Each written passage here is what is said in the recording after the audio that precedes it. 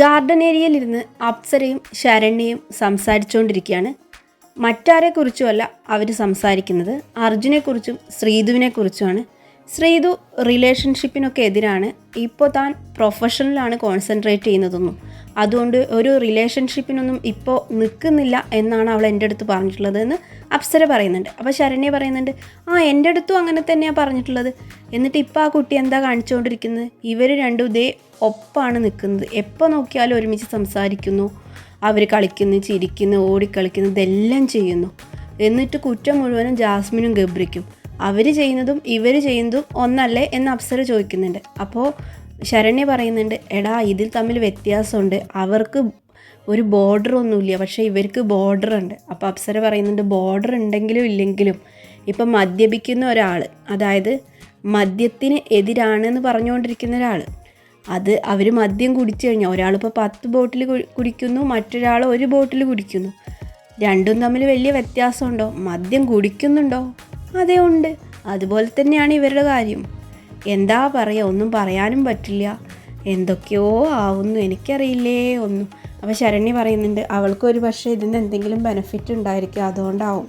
അപ്പോൾ അവർ പറയുന്നത് എന്താണ്, ഇതൊരു ഗെയിമാണ്. അവരിപ്പോൾ ഒരു ലവ് ഒരു ഗെയിമായിട്ട് എടുക്കുകയാണ് ബിഗ് ബോസിൽ ഷോയ്ക്ക് വേണ്ടിയിട്ട് എന്നാണ് പറയാതെ പറയുന്നത് അപ്സരയും ശരണ്യയും കൂടെ.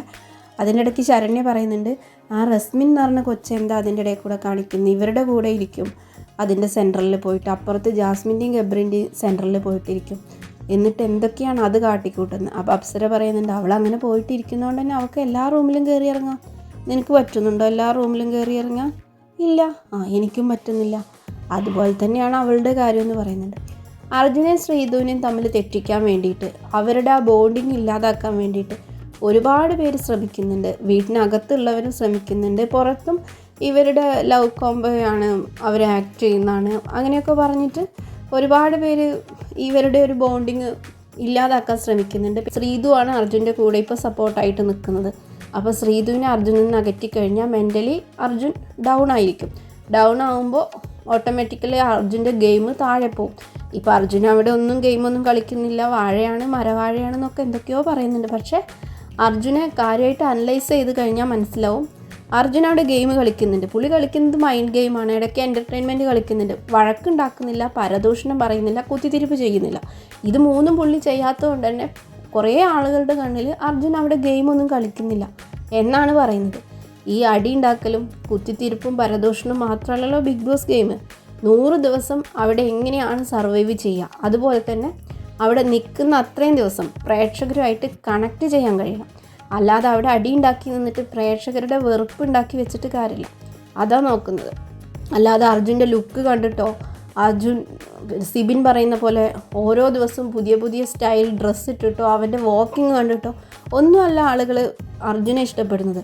അർജുൻ്റെ പേഴ്സണാലിറ്റി കണ്ടിട്ടാണ്.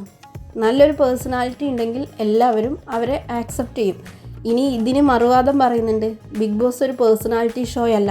അപ്പോൾ അങ്ങനെയാണെങ്കിൽ അടി ഉണ്ടാക്കുന്നതാണെങ്കിൽ ബിഗ് ബോസ് അടി ഉണ്ടാക്കാനുള്ളൊരു ഷോ ആണോ? അങ്ങനെ നമുക്ക് ക്വസ്റ്റ്യൻ ചോദിക്കാനുണ്ട്. അപ്പോൾ ഒരുപാട് കാര്യങ്ങളുണ്ട് ഇതിൻ്റെ പുറകിലായിട്ട്. അപ്പോൾ ഇവർ രണ്ടുപേരും തെറ്റിക്കാൻ വേണ്ടിയിട്ട് നോക്കുകയാണ്. ഇപ്പോൾ അർജുനും ശ്രീധുവും തമ്മിൽ ഫ്രണ്ട്ഷിപ്പോ ലവോ അവർ ചുമ്മാ വെറുതെ സംസാരിച്ചിരിക്കുക, എന്തോ ആയിക്കോട്ടെ, അത് ഇഷ്ടമുള്ളവർ കാണുക, ഇഷ്ടമില്ലാത്തവർ കാണണ്ട. അവരുടെ സീൻ വരുമ്പോൾ മെല്ലെ അങ്ങ് ചാനൽ മാറ്റിയാൽ മതി. അല്ലെങ്കിൽ നമ്മൾ ഫോണിലൊക്കെ കാണുന്ന വെച്ചാൽ ജസ്റ്റ് ഒന്ന് സ്ക്രോൾ ചെയ്ത് കൊടുത്താൽ മതി. അത്രയും ചെയ്താൽ മതി. ഇഷ്ടമില്ലാത്തവർ കാണണ്ട, പിന്നെ താല്പര്യമില്ലാത്തവർ സപ്പോർട്ട് ചെയ്യണ്ട, വോട്ട് ചെയ്യണ്ട, ഇതൊക്കെ ചെയ്താൽ മതി. അല്ലാതെ ചുമ്മാ വാഴ മരവാഴ എന്നൊക്കെ പറഞ്ഞ്, വാഴയ്ക്കും അതിൻ്റേതായ നല്ല ഔഷധ ഗുണമുണ്ട്.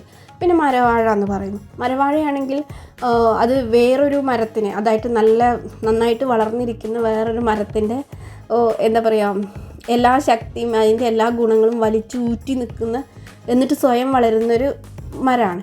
അപ്പോൾ അങ്ങനെയാണെങ്കിൽ അവിടെ ആരാ നന്നായിട്ട് വളർന്ന് നിൽക്കുന്നത്? അർജുനിപ്പോൾ അവിടെ ആരാ ഊറ്റി കുടിക്കുന്നത്? അവരാരും ഊറ്റി കുടിക്കുന്നില്ല. അതുമാത്രമല്ല, അവിടെ അതിന് മാത്രം നല്ല ഫാൻസുള്ള ആരെങ്കിലും അവിടെ ഉണ്ടോ? ആരുമില്ല.